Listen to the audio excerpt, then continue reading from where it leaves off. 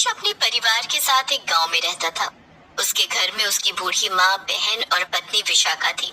वो एक private company में जॉब करता था। ज्यादा तो नहीं, लेकिन फिर भी वो इतने पैसे कमा लेता था जिससे उसके परिवार का गुजर बसर अच्छे से हो जाए। अरे, आज आप जल्दी घर कैसे आ गए?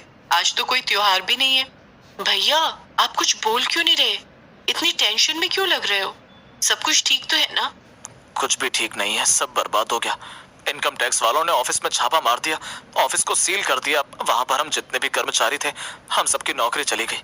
समझ नहीं आ रहा अब घर के खर्च के लिए कहां से पैसे लेकर आऊं। आप टेंशन मत लीजिए, मैंने आपकी तनख्वाह से कुछ पैसे बचा कर रखे हैं। जब तक आपको कोई दूसरी नौकरी नहीं मिल जाती, तब तक हम उन पैसों से ही घर का खर्चा चला लेंगे। ये तो तुमने बहुत अच्छा काम किया। अगर तुमने पहले पैसे बचाकर नहीं रखे होते तो आज हमें 2 वक्त की रोटी खाने के लिए भी बहुत मुश्किल हो जाती। विशाखा अपने बचाए हुए पैसों से घर का खर्च चलाती है और रमेश शहर में दूसरी नौकरी ढूंढने लगता है, लेकिन उसे कहीं भी काम नहीं मिलता। तभी एक दिन उसका एक दोस्त उससे मिलने के लिए उसके घर आता है। क्या बात है रमेश, मैं बहुत दिन से देख रहा हूँ, तो मुझे कुछ परेशान सा दिखाई दे रहा है। अगर कोई बात है तो बता मुझे। अशोक के पूछने पर रमेश उसे अपनी परेशानी बताता है। अरे भाई, अगर ऐसी बात थी तो मुझे पहले ही बता देना चाहिए था। हमारी फैक्ट्री के मालिक को अपनी सोनपुर वाली फैक्ट्री के लिए एक नाइट गार्ड की जरूरत है। अगर तू नाइट ड्यूटी कर सकता है तो मैं उनसे तेरे लिए बात कर लेता हूँ। उस वक्त रमेश को काम की बहुत जरूरत थी, इसलिए उसने नाइट ड्यूटी के लिए हाँ कर दी और अगले दिन से काम करना शुरू कर दिया। कुछ महीने तक तो सब कुछ ठीक चला, लेकिन एक रात कुछ चोरों ने मिलकर रमेश को बुरी तरह पीटा, जिस वजह से उसके पैर में फ्रैक्चर हो गया। हे भगवान, सत्यानाश हो उन चोरों का। बेचारे मेरे बेटे को मार मार कर क्या हाल कर दिया। और नहीं तो क्या, कितनी बुरी तरह पीटा है। डॉक्टर ने कहा है कि इस फ्रैक्चर को ठीक होने में कम से कम 3 महीने लगेंगे। ये लो भैया, आप ये हल्दी वाला दूध पी लो। डॉक्टर ने खास कहा है आपको हल्दी वाला दूध पीने के लिए। अरे काहे का हल्दी वाला दूध? इतनी मुश्किल से तो ये नौकरी मिली थी। उन चोरों की वजह से ये भी मेरे हाथ से चली गई। मालिक के यहाँ बहुत सामान चोरी हो गया है। मैं गार्ड होकर भी उनकी फैक्ट्री की रक्षा नहीं कर पाया। अब वो दोबारा कभी मुझे काम पर नहीं रखेंगे। आप खुद को दोष देना बंद कीजिए। अब वो सामने से इतने सारे लोग आपके सामने आ गए, आप अकेले क्या करते? अरे वो सब छोड़ो, मुझे तो ये चिंता हो रही है कि 3 महीने तक घर में पैसे कहाँ से आएंगे। जब तक मेरा ये पैर ठीक नहीं हो जाता मैं तो कहीं काम भी नहीं कर सकता। अब जो भी है 3 महीने तक उसी से काम चला लो। वो सब हम देख लेंगे, आप पहले खाना खा लो। माँ जी, पूनम, आप दोनों भी खाना खा लो, मैंने राजमा चावल बनाए हैं। सभी लोग विशाखा के हाथ के बने राजमा चावल खाते हैं। विशाखा हमेशा ही अच्छा खाना बनाती थी, लेकिन उसके हाथ के राजमा चावल हर जगह फेमस थे।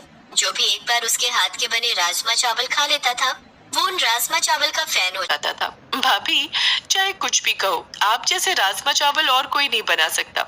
राजमा में एक एक मसाले का स्वाद इतनी अच्छी तरह आता है, बिल्कुल नाप तोल कर हर मसाला डालती हो आप। सच में बहू, मैं इतने सालों से खाना बना रही हूँ, लेकिन आज तक कभी मेरे हाथ से भी इतने स्वाद राजमा चावल नहीं बने। तेरे हाथों के राजमा चावल का स्वाद ही अलग है।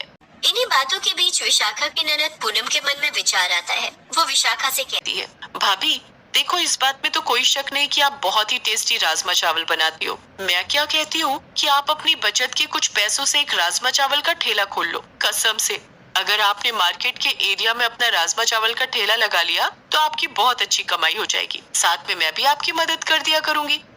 वैसे तुम्हारा आइडिया तो बहुत अच्छा है। मेरे पास बचत के कुछ पैसे भी हैं। जब तक रमेश जी ठीक नहीं हो जाते तब तक हमें कमाई का कोई ना कोई जुगाड़ तो करना ही पड़ेगा। किसी दूसरे के यहाँ काम करने से अच्छा है कि हम अपना राजमा चावल का ठेला ही खोल लें। रमेश और सुषमा को भी उन दोनों की बात ठीक लगती है, इसलिए वो दोनों उन्हें राजमा चावल का ठेला खोलने की इजाजत दे देते हैं। अगले दिन विशाखा बाजार जाकर सारा सामान खरीद कर लाती है। पूनम भी राजमा चावल बनाने में उसकी पूरी मदद करती है। दोनों ननद भाभी राजमा चावल तैयार करके बाजार में अपना ठेला लेकर निकल जाती है। आओ आओ, गर्मा गर्म राजमा चावल खाओ। एक बार विशाखा के ठेले के राजमा चावल खाओगे तो जिंदगी भर उसका स्वाद भूल नहीं पाओगे। आओ भैया आओ, गर्मा गर्म स्वादिष्ट राजमा चावल खाओ। विशाखा की आवाज सुनकर लोग उसके ठेले की तरफ आने लगते हैं। वो जैसे ही उसके हाथ के बने राजमा चावल का स्वाद चखते हैं तो उन्हें वो बहुत ही स्वादिष्ट लगता है। अरे वाह बहन जी, ऐसा कौन सा मसाला डाला है आपने इस राजमा में जो ये इतने स्वादिष्ट हैं? सच में मैंने अपनी जिंदगी में कभी बड़े से बड़े होटल में भी इतने स्वादिष्ट राजमा चावल नहीं खाए। वाह बहन जी, आपने तो कमाल ही कर दिया। ये राजमा चावल खाकर तो मजा ही आ गया। अब अपने काम के पहले दिन ही उसकी बहुत अच्छी कमाई होती है। दोनों ननद भाभी जब पहले ही दिन अपने काम को इतना अच्छा चलता देखती है तो उनका काम करने का उत्साह और भी बढ़ जाता है। ये लो माँ, तुम्हारा चश्मा टूट गया था ना, हम तुम्हारे लिए नया चश्मा बनवा लाए।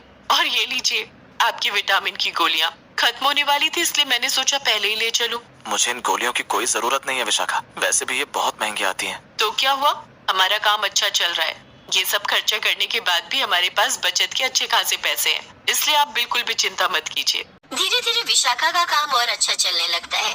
पूरे बाजार में वो गरीब राजमा चावल वाली के नाम से मशहूर हो जाती है। पूनम, अगर हमारा काम इसी तरह चलता रहा तो मैं अगले साल तेरी चेतन जी से तेरी शादी करवा दूंगी। अरे क्या भाभी आप भी, देखो तो अपने चेतन जी का नाम आते ही कैसे शर्मा रही है। दोनों ननद भाभी बातें करते हुए राजमा चावल बेच ही रही थी कि तभी वहाँ पर एक सरकारी गाड़ी आ जाती है और वहाँ पर लगे सभी ठेलों को उठाकर गाड़ी में रखने लगती है। वो लोग विशाखा के ठेले पर रखे राजमा चावल को नीचे गिरा देते हैं और जबरदस्ती उनसे उनका ठेला छीनने लगते हैं। ये आप क्या कर रहे हैं? आप हमसे हमारा ठेला क्यों छीन रहे हैं? ये हमारी रोजी रोटी है। यहाँ पर ठेला लगाना लीगल है। आज के बाद यहाँ पर कोई ठेला नहीं लगेगा। अगर अपना ठेला चाहिए तो कल सुबह पुलिस स्टेशन आकर ले जाना, 10,000 रुपए लगेंगे। बाप रे बाप, भला ये क्या बात हुई? खामखा में 10,000 रुपए का दंड? पैसे हो तो ठेला ले जाना, वरना कोई जरूरत नहीं है थाने आने की। पुलिस वाले उनका ठेला उठाकर वहाँ से ले जाते हैं, लेकिन उन लोगों की रोजी रोटी का साधन तो एकमात्र उनका ठेला था, इसलिए वो अपनी बचत के पैसों से अपने ठेले को छुड़वा कर लाते हैं। तभी उन्हें पता चलता है कि बस स्टैंड पर एक ठेले की जगह खाली है, इसलिए वो अपना राजमा चावल का ठेला बस स्टैंड पर लगा लेते हैं। कुछ ही दिनों में वहाँ पर भी उनका काम पहले की तरह चलने लगता है कि तभी एक दिन एक बड़ा ही रईस आदमी उनके ठेले पर राजमा चावल खाने आता है। आप सर के लिए एक प्लेट अच्छे से गर्मा गर्म राजमा चावल लगा दीजिए। राजमा चावल बिल्कुल अच्छे होने चाहिए। हमारे सर को 5 स्टार होटल में खाने की आदत है, वो तो बस आज उनकी मजबूरी पड़ गई इसलिए यहाँ खाने चले आए। आप बिल्कुल भी चिंता मत कीजिए भैया, जब आपके सर इस राजमा चावल को खाएंगे तो बड़े से बड़े होटल का स्वाद भी भूल जाएंगे। ये लीजिए। विशाखा उसे एक प्लेट राजमा चावल बना कर देती है। वो आदमी जैसे ही विशाखा के हाथ के बने उन राजमा चावल को खाता है तो वो अपनी उंगलियां चाटता ही रह जाता है। लाइए सर, मैं ये प्लेट वहाँ पर रखाता हूँ। नहीं तुम रहने दो, मैं खुद जाता हूँ। सूट बूट पहना हुआ वो आदमी अपनी प्लेट लेकर विशाखा के पास जाता है और उससे कहता है, आखिर किसने बनाए थे राजमा चावल? मैंने बनाए थे सर। क्या हुआ, आपको राजमा चावल पसंद नहीं आए क्या? अरे नहीं, मुझे तो ये बहुत ही ज्यादा पसंद आए।